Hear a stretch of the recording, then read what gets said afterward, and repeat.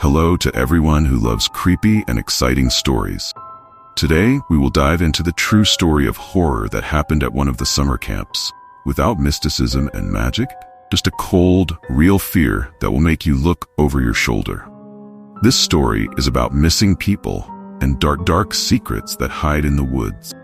Jason and Emma were a young couple who dreamed of a quiet and peaceful life away from the noise of the big city. They both grew up in small towns where everyone knew each other and always wanted to find their own corner of tranquility.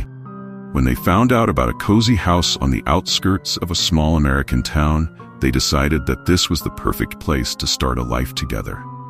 The house stood on the outskirts, surrounded by dense forest, and was separated from the road by a long, winding road. The lot was large, with a neglected garden and an old garage in which stood a rusty pickup truck, which, according to rumors, had not started for decades. The house was built at the beginning of the last century, and a lot of things needed to be repaired, but Jason was confident he could put it in order. Emma, on the other hand, was delighted with the abundance of space and privacy. In the first months of their life together, everything seemed perfect. They enjoyed working on repairs, walking through the surrounding forests, and enjoying each other's company. However, strange things soon began to happen, which Jason and Emma at first attributed to old age at home and their fatigue. But the further they lived in this house, the more they were disturbed by the feeling that something was wrong here. One night, Jason woke up to the sound of a running engine. He looked at his watch. It was 3 o'clock in the morning. There were no neighbors in the house nearby, and the sound was clearly coming from their plot. He got up quietly so as not to wake Emma, and went to the window. The headlights illuminated part of the yard, and Jason saw that the old pickup truck that was in the garage had suddenly started up on its own and was now standing in the middle of the yard, with its headlights on. Jason felt a chill run down his spine. The pickup hadn't started for decades. He hadn't even tried to repair it because it seemed useless. He put on his jacket and went outside, despite the inner voice that urged him to stay in the house. As he got closer, he saw that there was no one in the car. Jason turned off the engine. Something told him that there was something wrong with this car. Emma woke up the next day to find Jason in the garage. He was tense and silent all day. Emma felt that something was wrong, but she didn't want to disturb him. However, the oddities continued to happen. They heard footsteps in the attic, doors opened and closed by themselves. Cold drafts suddenly appeared in the house, although all the windows were closed. One day, when Emma was returning from the city, she noticed that the pickup truck was parked by the side of the road leading to their house. When she got closer, her heart stopped. There was an old woman's purse on the passenger seat that she had never seen before. She opened it and found inside an old black and white photograph of a young couple sitting on the hood of the same pickup truck. The faces in the photo were strangely familiar, but Emma couldn't figure out why. She brought the bag home and showed it to Jason. His face turned pale when he saw the photo. It was him, only younger, with the same girl as in the photo, but Emma didn't remember that.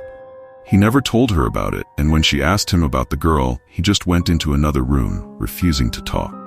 Since then, Jason has become withdrawn and detached.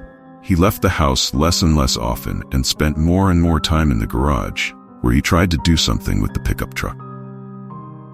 Emma felt that something had changed between them, but she couldn't figure out what it was. She tried to talk to him, but each time he evaded the answers, and their relationship began to crumble. A few weeks passed, and one day Emma woke up alone. Jason wasn't in bed. It was dark in the house, so she went to look for him. There was a light on in the garage, and she went quietly to the door. Jason was inside, but he looked like a completely different person. His face was distorted with a grimace of pain and fear, and he stood in front of the pickup truck as if he was whispering something to him. When Emma entered, he turned around, and she saw that his eyes were full of horror.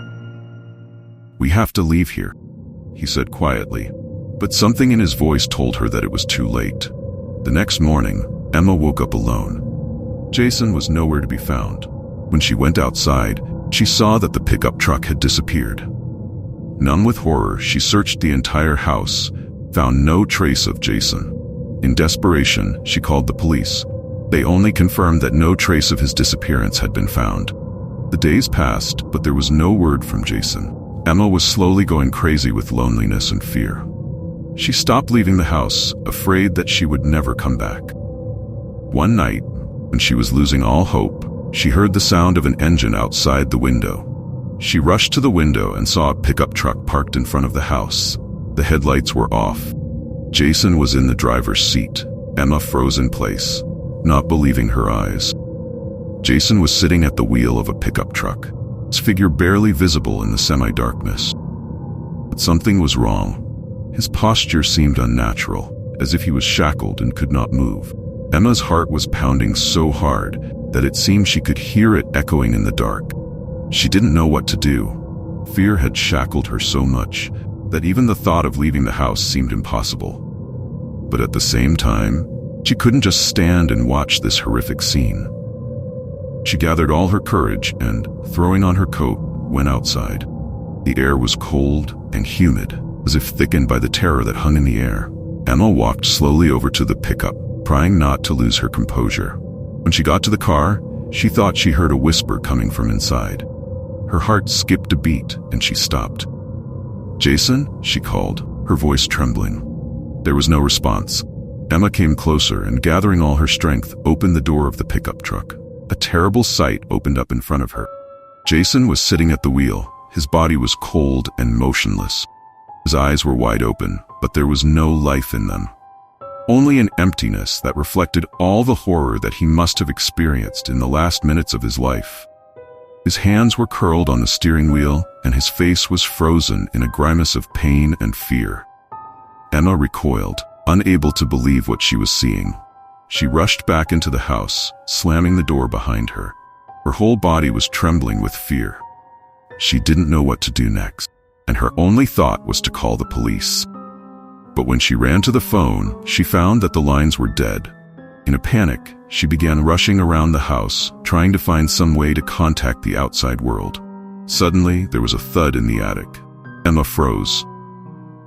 She knew that this place had been neglected for a long time and no one had gone up there for years.